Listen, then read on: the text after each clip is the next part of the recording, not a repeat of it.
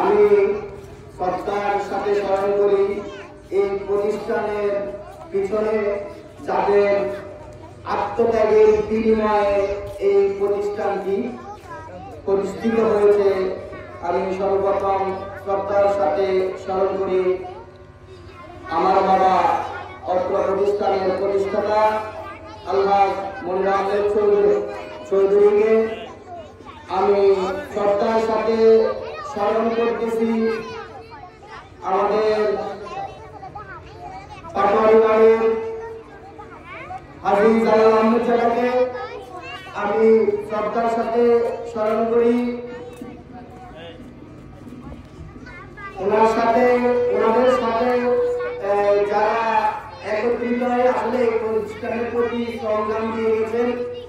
তো আমি শ্রদ্ধার সাথে ওনাদের সবাইকে স্মরণ করি এবং আজকের এই দিনে আমাদের প্রোগ্রামের শেষে আমরা ওনাদের সবার জন্য আমি বলবো এখানে যারা আছেন ওনাদের আত্মার মাগফিরাত কামনার জন্য আমরা ইনশাআল্লাহ ওনাদের জন্য দোয়া করব।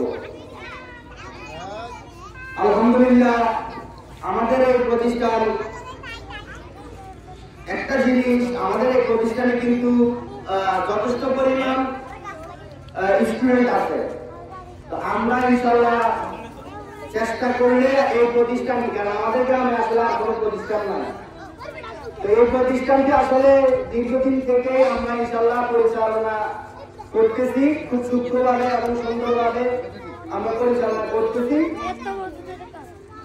তো আমরা যদি ইনশাআল্লাহ সবাই একত্রিত হয়ে পুরো গ্রামের সমাজ, গ্রামে তো একটি আসলে ইসলামিক প্রতিষ্ঠানেরও প্রয়োজন আছে, কারণ বর্তমান সামাজিক যে অবক্ষয়, আমরা আসলে এই যে বাচ্চাদেরকে বা গড়ে তুলতে গিয়ে যে সামাজিক অবক্ষয়ের কারণে আসলে বাচ্চাদেরকে গড়ে তোলাটা আসলে কষ্টকর।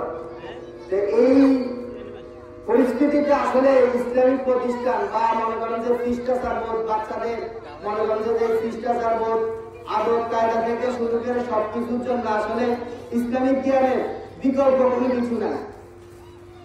একটা ছোট থেকে আসলে যেভাবে করবে এটা ওইভাবেই হবে। তো সুতরাং এই যে ইসলামিক মূল্যবোধ আমাদের মধ্য থেকে হারিয়ে যাওয়ার কারণে আসলে এই যে সামাজিক অবক্ষয়গুলো দিন দিন বেড়েই যাচ্ছে। আপনি আপনার বাচ্চাকে প্রথম এই যে ইসলামিক শিক্ষা দান করেন, তারপরে হচ্ছে যে ক্রমান্বয়ে আপনি যখন তার ভিতরে একটা ইসলামিক আলো আসবে, পরক্ষণে আপনি তাকে যেদিকে ইচ্ছা সেদিকে নিতে পারেন।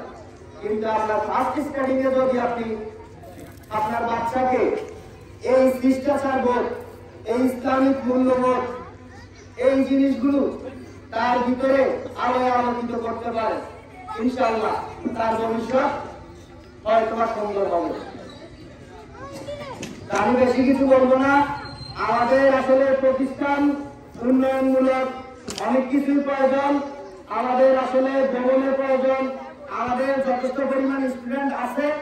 তো আসলে আমরা আমাদের এখানে তৃতীয় জামাত পর্যন্ত ইনশাআল্লাহ এই পর্যন্ত আমাদের প্রতিষ্ঠানে আছে। তো আমাদের আসলে চাইলে আমরা আসলে বাড়াইতে পারি, কিন্তু আসলে আমাদের ক্লাস বা তিনটা মনে করেন যে ইয়ে নেওয়ার মতো হয়তো বা এই ধরনের স্কোপ এখনো হয়ে ওঠে নাই। তা আমি আমার এই গ্রামের মুরব্বী আজকে যারা এখানে আসছেন, আমার শ্রদ্ধেয় বড় ভাইরা আছেন, আমাদের এই প্রতিষ্ঠানের সম্মানিত সভাপতি সাহেবরা আছেন, আমি ওনাদেরকে অনুরোধ করব যে ভাই এই প্রতিষ্ঠানকে কিভাবে আলোকিত করা যায়, কিভাবে সুন্দর সুস্থ একটি ভবন করা যায়, কিভাবে আমাদের ক্রমান্বয়ে প্রতিষ্ঠানের কাজ বাড়ানো যায়, অন্তত আমরা 22 পর্যন্ত চিন্তা করতে পারি।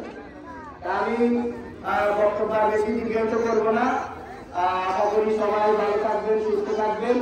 আর এই মাদ্রাসার প্রতি আসলে আমি আশা রাখবো যে যেহেতু ধর্মীয় প্রতিষ্ঠান, সবাই অন্তত এটার প্রতি নজর দিবেন। পাড়া কেন্দ্রিক কিংবা অঞ্চল কেন্দ্রিক কিংবা সাইট কেন্দ্রিক কেউ চিন্তা না করে এটা ধর্মীয় প্রতিষ্ঠান, এটা আমার গ্রামের প্রতিষ্ঠান, এটা আমার গ্রামকে আলোকিত করবে, এই চিন্তা ব্যক্ত করে ইনশাল্লাহ সবাই কাঁধে কাঁধ রেখে কাজ করবো। তা আমি আমার সংক্ষিপ্ত বক্তব্য এখানে শেষ করলাম।